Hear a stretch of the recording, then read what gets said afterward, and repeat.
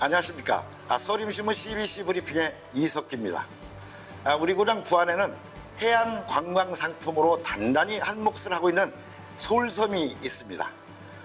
변산면 도청리 수락마을 앞 전북특별자치도 교육청 학생해양수련원 건너편에 자리한 솔섬은 연중 관광객과 노을 사진을 찍게 찾는 사진 작가들의 발길이 끊이질 않는 곳입니다.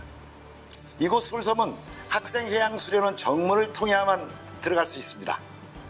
그런데 최근 학생해양수련원이 정문에 차량 통제 시스템인 차단봉을 설치하고 상시 차량을 통제하고 있어서 방문객들로부터 민원이 빗발치고 있습니다.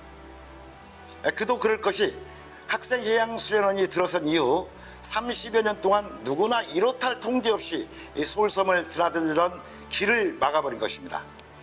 물론 차단시설이 설치된 입구에 주차시설이 없는 건 아닙니다. 또 걸어서 가는 길이 그리 먼 것도 아닙니다. 하지만 장애인이나 몸이 불편한 관광객이나 무거운 장비를 옮겨야 하는 사진 작가들에게는 불편함이 이만저만이 아닙니다.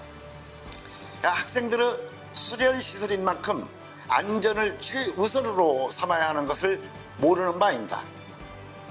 이곳에서 수련하는 학생들의 안전을 지키기 위해서는 마땅한 차량 통제 시설인 것도 잘 알고 있습니다.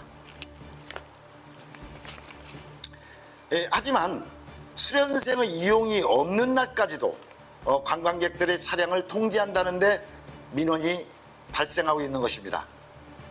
더욱 관광객들을 화나게 하는 것은 학생들의 수련 기간에도 직원들의 차량만큼은 자동 차량 번호 인식 시스템으로 차단봉이 열려서 수련원 중앙에 있는 주차장을 자유롭게 이용하고 있기 때문입니다. 이에 관광객들은 관광객의 차량은 사고 위험이 크고 직원들의 차량은 사고 위험이 없는 것이라고 묻습니다.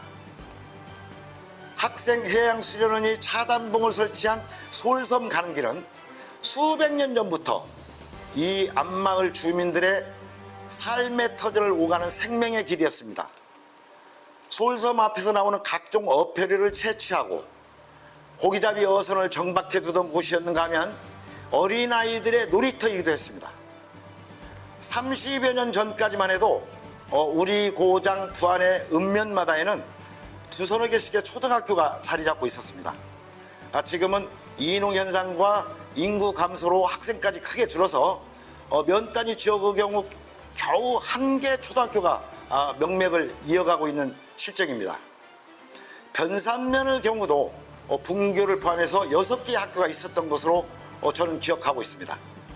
6개 학교 가운데 현재 변산초등학교와 격포초등학교만이 명맥을 유지하고 4개 학교는 일찍이 폐교되었습니다. 변산면 도청리 수락마을에 자리 잡고 있는 학생해양수련원 역시 30년 전인 1995년 폐교된 도청초등학교 자리입니다. 40, 50년 전 당시 신설 학교들이 대부분 그랬듯 지역 주민들이 자녀 교육이나 후학을 위해 조건 없이 기부한 토지 위에 학교들이 세워졌습니다. 도청초등학교 역시 이 지역 토지주들이 십시일반 내놓은 땅이거나 국유지에 새로 신축된 학교일 겁니다. 이런 학교들이 폐교되면서 일반에게 임대해주거나 수련원 등의 시설로 자체 활용하고 있습니다. 그렇다고 폐교된 부지를 내놓으라는 것도 아닙니다. 지역과 어울려 이용할 수 있는 시설이 되어야 한다는 것입니다. 이를 두고 서림신문이 취재에 나섰습니다.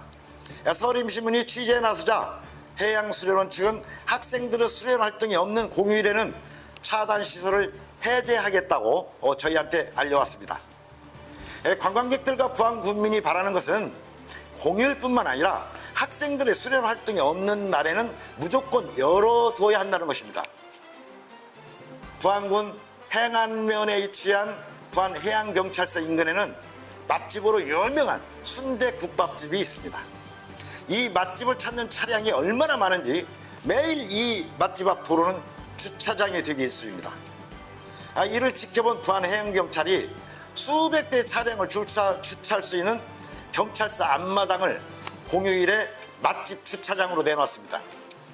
기관과 지역이 상생하는 모범을 보여준 멋진 사례로 박수받고 있습니다.